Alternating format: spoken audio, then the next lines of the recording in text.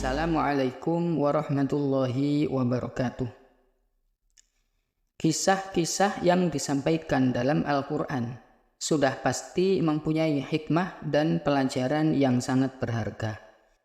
Tinggal kita mau mempelajarinya atau tidak. Salah satu peristiwa luar biasa yang dikisahkan dalam Al-Quran adalah peristiwa sapi betina. Sebuah peristiwa yang menggemparkan di kalangan kaum Bani Israel yang diabadikan menjadi nama surat dalam Al-Quran, yaitu surat Al-Baqarah. Kisah ini dimuat dalam surat Al-Baqarah ayat 67-73. Dalam kisah ini nampak jelas sikap buruk kaum Bani Israel saat diperintahkan untuk menyembelih sapi betina pada zaman Nabi Musa. Perintah penyembelihan sapi betina ini sekaligus dimaksudkan untuk menunjukkan kekuasaan Allah dalam menghidupkan orang mati dan mengungkap pelaku pembunuhan. Di kalangan Bani Israel ada seorang laki-laki tua yang kaya raya. Laki-laki itu tidak punya anak.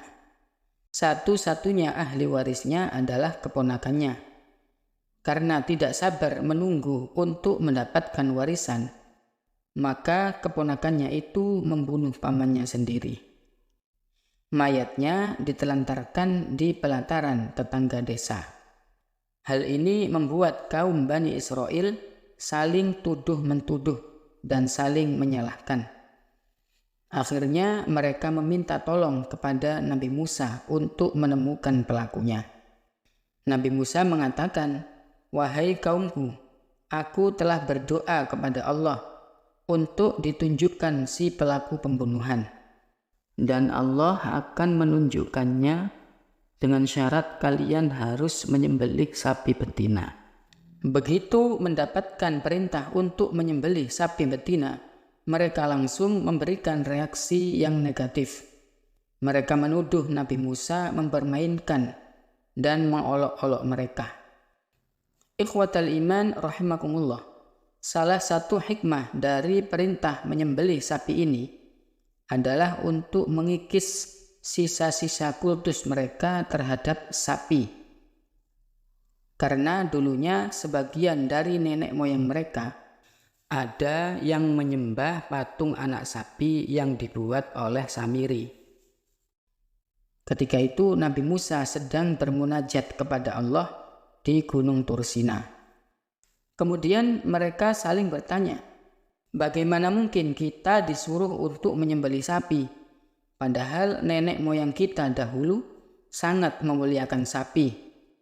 Lalu beberapa orang dari kaum Bani Israel mendatangi Nabi Musa dan berkata, "Wahai Musa, kami ingin mencari siapa pembunuh dari orang tua tersebut. Lalu engkau menyuruh kami untuk menyembelih sapi. Apa hubungannya sapi dengan orang mati?" Kemudian Nabi Musa menjawab, "Sesungguhnya ini adalah perintah Allah agar kalian menyembelih sapi betina." Mereka berkata, "Baiklah, apabila itu benar yang diperintahkan oleh Allah, maka mohonkan kepada Allah untuk menjelaskan ciri-ciri sapi itu." Nabi Musa menjawab, Allah Subhanahu wa Ta'ala berfirman bahwa sapi betina itu tidak tua dan tidak muda, tetapi pertengahan antara itu. Kemudian mereka mencari sapi betina itu, lalu esoknya mereka kembali lagi kepada Nabi Musa dan mereka bertanya, "Wahai Musa, kami belum paham perihal sapi itu. Mintalah kepada Allah untuk menunjukkan warna sapi betina itu, agar kami mudah untuk mencarinya." Nabi Musa berkata, Allah berfirman bahwa sapi itu sapi yang warnanya kuning dan menyenangkan pandangan orang yang melihat. Lalu mereka pergi dan di hari berikutnya mereka kembali lagi mendatangi Nabi Musa. Mereka berkata, "Wahai Musa, sekali lagi mohonkan kepada Allah untuk menjelaskan tentang sapi itu. Insya Allah kami akan mudah untuk mendapatkan sapi yang dimaksud. Nabi Musa berkata, "Wahai Bani Israel, Allah berfirman bahwa sapi itu adalah sapi yang belum pernah dipakai untuk membajak tanah dan mengairi tanaman. Tubuhnya sehat dan tidak ada belang sedikit pun." Ikhwatal iman rahimakumullah. Sementara itu, di pedalaman hutan ada seorang laki-laki yang soleh. Dia mempunyai anak laki-laki yang masih kecil dan orang itu memiliki anak sapi betina. Anak sapi itu dibawa ke dalam hutan dan dia berkata, "Ya Allah, saya menitipkan anak sapi ini kepadamu untuk anakku kelak jika dia sudah dewasa." Selanjutnya, orang soleh ini meninggal dunia, sehingga anak sapi ini masih di dalam hutan sampai bertahun-tahun. Anak sapi itu berlari setiap kali dilihat oleh manusia. Ketika anak orang tersebut sudah dewasa, dia menjadi anak yang berbakti kepada orang tuanya. Dia membagi malamnya menjadi 3 bagian. Dia melaksanakan sholat dalam sepertiga malam, kemudian tidur dalam sepertiga malam lagi, dan dia duduk di samping ibunya dalam sepertiga malam yang lain.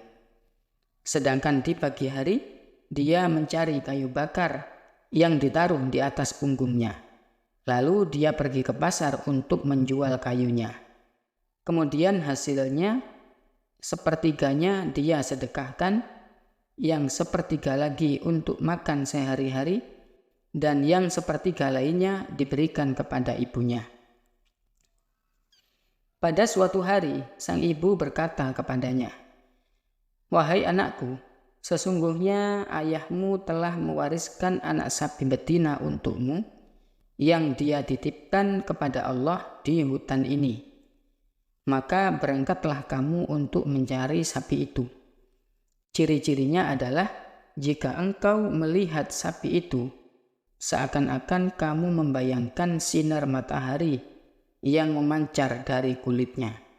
Dia diberi nama Al-Mudzahabah karena keindahan dan kejernihannya." Kemudian anak tersebut memasuki hutan. Ketika melihat sapi itu, dia berkata, "Saya datang kepadamu dengan menyebut nama Allah, Tuhannya Nabi Ibrahim, Tuhannya Nabi Ismail, dan Tuhannya Nabi Ishak." Tiba-tiba sapi itu menengok ke arah anak tersebut dan berjalan mendekatinya, sehingga sapi itu berdiri di hadapannya. Dia lalu memegang lehernya dan menuntunnya. Di tengah perjalanan, dengan izin Allah, sapi itu tiba-tiba bisa berbicara. "Wahai anak yang berbakti kepada orang tua, tunggangilah aku, karena hal itu bisa lebih meringankanmu." Anak itu menjawab, "Sesungguhnya ibuku tidak memerintahkanku untuk itu, tapi ibuku menyuruhku untuk memegang lehermu." Kemudian anak muda itu berjalan bersama sapi menemui ibunya. Sang ibu berkata, "Wahai anakku, engkau adalah orang yang fakir, engkau tidak memiliki harta. Maka dari itu, pergilah ke pasar dan juallah sapi ini." Kemudian anak muda itu berangkat ke pasar untuk menjual sapinya. Dan beberapa kali sapi itu ditawar. Tapi anak itu tidak mau menjual sapinya, kecuali dengan harga yang disetujui oleh ibunya. Lalu ada malaikat yang datang kepadanya. Malaikat itu berkata, "Kembalilah kamu kepada ibumu, dan tolong sampaikan kepadanya, biarkanlah sapi ini. Sesungguhnya Nabi Musa dan kaumnya akan membelinya dari kalian untuk mengungkap korban pembunuhan. Jangan engkau menjualnya, kecuali dengan kepingan uang dinar yang memenuhi kulitnya." Akhirnya kaum Bani Israel pun membeli sapi tersebut dengan seharga uang emas sepenuh kulit sapi. Setelah mendapatkan sapi betina dari pemuda itu, Kaum Bani Israel mendatangi Nabi Musa. Wahai Musa, kami telah mendapatkan sapi betina dengan ciri-ciri yang telah kamu sebutkan. Marilah kita menyembelihnya sekarang dan tunjukkan kepada kami pelaku pembunuhan itu, agar kami tidak saling menuduh. Setelah sapi itu disembelih, Nabi Musa menyuruh mereka untuk mengambil salah satu bagian dari sapi itu, lalu memukulkannya pada orang yang mati tersebut. Sebagaimana disebutkan dalam surat Al-Baqarah ayat 73. فَقُلْنَا اضْرِبُوهُ بِبَعْضِهَا كَذَلِكَ يُحْيِي اللَّهُ الْمَوْتَى وَيُرِيكُمْ آيَاتِهِ لَعَلَّكُمْ تَعْقِلُونَ. Lalu kami berfirman, pukullah mayat itu dengan bagian dari sapi itu. Demikianlah Allah menghidupkan orang yang telah mati, dan Dia memperlihatkan kepadamu tanda-tanda kekuasaannya agar kamu mengerti. Tiba-tiba mayat itu hidup kembali dan berkata, sesungguhnya orang yang telah membunuhku adalah anaknya saudaraku sendiri. Dia sangat serakah dan dia ingin mengambil semua hartaku. Setelah mengucap demikian, orang tersebut mati kembali. Akhirnya kasus pembunuhan di kalangan Bani Israel terungkap atas izin Allah melalui Nabi Musa alaihissalam. Pelajaran yang paling penting bagi kita adalah agar tidak meniru sifat buruk Bani Israel ini. Bertanya karena ketidaktahuan itu boleh saja, tetapi terus-menerus mempertanyakan sesuatu yang sudah jelas, seperti yang dilakukan oleh kaum Bani Israel, itu akan mempersulit diri kita sendiri. Wallahu a'lam bishawab.